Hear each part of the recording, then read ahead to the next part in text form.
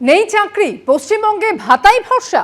আজ বাংলার যুবসাথী ক্যাম্প শুরুর তৃতীয় দিন। গত রবিবার থেকে প্রত্যেক বিধানসভা কেন্দ্রে এই ক্যাম্প শুরু হয়েছে এবং ক্যাম্পের মাধ্যমে চলছে ফর্ম বিলির প্রক্রিয়া। জেলায় জেলায় বেকার ভাতার এই সমস্ত ক্যাম্পে লম্বা লাইন চোখে পড়ছে।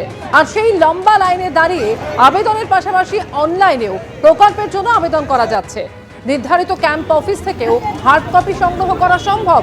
বাংলার যুবসাথী প্রকল্প নিয়ে ইতিমধ্যেই রাজনৈতিক চর্চাও তুঙ্গে পৌঁছেছে।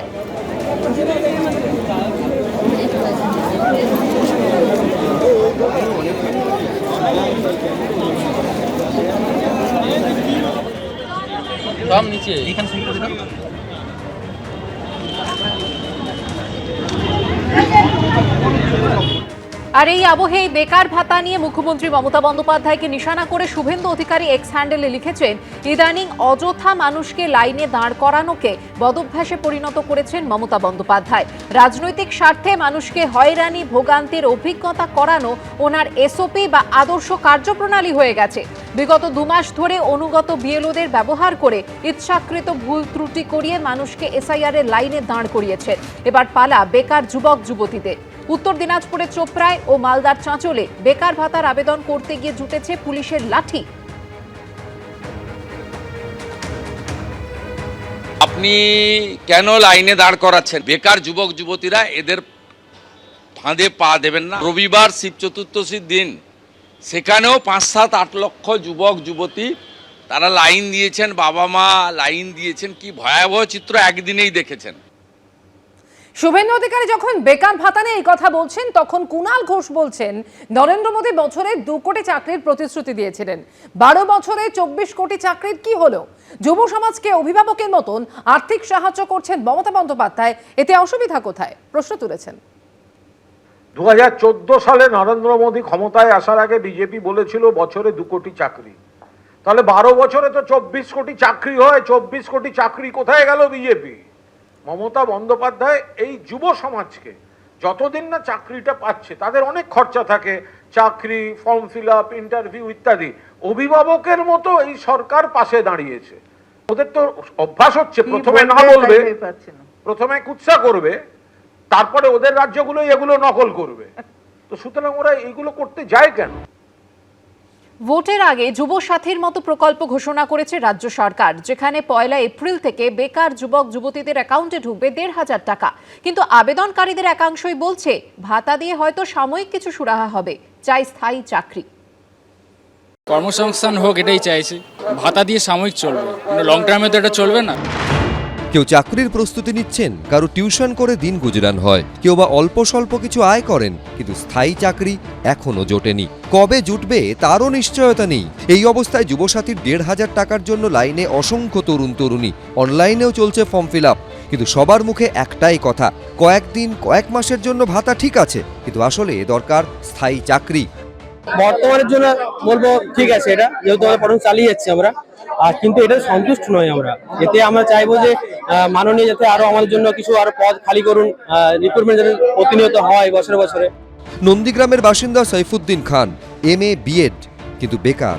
ভাতার লাইনে দাঁড়িয়ে তিনিও চান চাকরি। কর্মসংস্থানের দিশাও কোনো কিছু নেই, তাই বাধ্য হয়েই ভাতা নিতে হচ্ছে। কারণ কর্মসংস্থান হলে তো খুব ভালো হতো।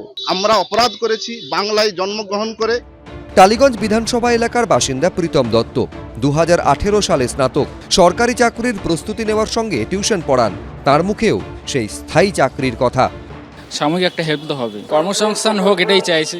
ভাতা দিয়ে সাময়িক চলবে, লং টার্মে তো এটা চলবে না। লং টার্মে চাকরির কোনো বিকল্প নেই। কর্মসংস্থান তো চাইছি, এখন আসছে ওর যদি একটু খরচ ওঠে উঠবে। আবেদন একটাই হচ্ছে চাকরি, এছাড়া আর কিছুই না। যেটা এখন পাচ্ছি ঠিক আছে, চলো হাত খরচা উঠে যাবে, মেন হচ্ছে জবটা। কেউ কেউ তো পরীক্ষা দিতে দিতে সরকারি চাকরির আশা প্রায় ভুলতে বসেছেন। দায় পড়ে এসছে আর কি, মানে এটাতে তো ভোটের আগে যা সন্তুষ্ট করা যাকে বলে, হাতে কিছু 15 টাকা বা এরকম কিছু একটা দিয়ে সন্তুষ্ট মানুষ করছে, ভোট চাইছে মানুষের কাছ থেকে। সরকারি চাকরি আশা করছেন না? এই তো সরকারের উপরে কি আশা করবো? সরকারি চাকরি এত 26,000 ছেলে ইয়ে হয়ে গেল, চলেই গেল, আমরা চাকরি পাবো? কাটোয়ার বাসিন্দা কৃষ্ণা দত্ত একমাত্র ছেলের জন্য যুবসাথীর ফর্ম তুলতে ক্যাম্পে এসেছেন। বলছেন বহু চেষ্টাতেও রাজ্যে চাকরি না পেয়ে বাধ্য হয়ে ভুবনেশ্বরে যেতে হয়েছে ছেলেকে। কোম্পানি কাল 2 দিন হচ্ছে, 3 দিন ছেলে যদি কিছু একটা না হয় আমি মরেও বাঁচবো না যে।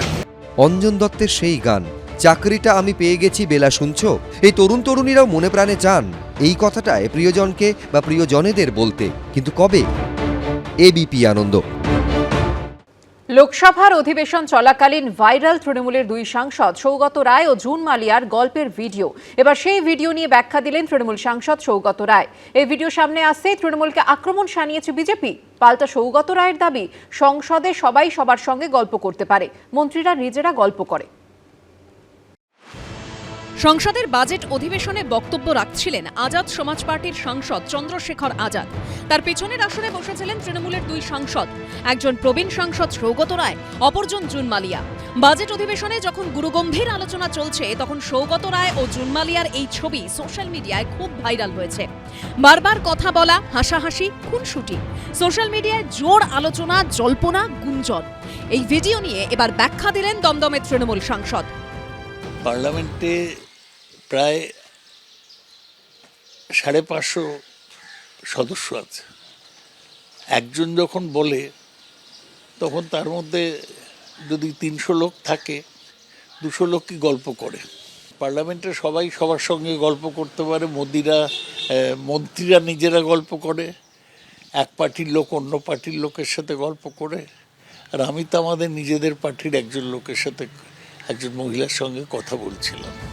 কি নিয়ে গল্প হচ্ছিল তা অবশ্য খোলসা করেননি প্রবীণ তৃণমূল সাংসদ। কি বলছিলে সেটা কি লোককে বলে, খারাপভাবে কোনো কথা বলছিলাম না। অনুচিত কাজ কিছু করিনি আমরা। যতক্ষণ না চেঁচামেচি করছে ততক্ষণ ঠিকই আছে। সংসদ চলাকালীন দুই তৃণমূল সাংসদের এই গল্পের ভিডিও ভাইরাল হতেই কটাক্ষ ছুড়ে দিয়েছে বিজেপি। লোকসভাতে কি এই ধরনের খুনসুটি করার জায়গা? আমরা যদি খুনসুটি করতেই হয়, যান না, অনেক জায়গা আছে তো। আমি তো সেখানে গিয়ে করুন, নাহলে ক্যান্টিনে গিয়ে করুন। লোকসভার পাশেই ক্যান্টিন আছে, সেখানে গিয়ে করুন। শুধু গসিপ জল্পনা না করে নিজের কাজ করুন।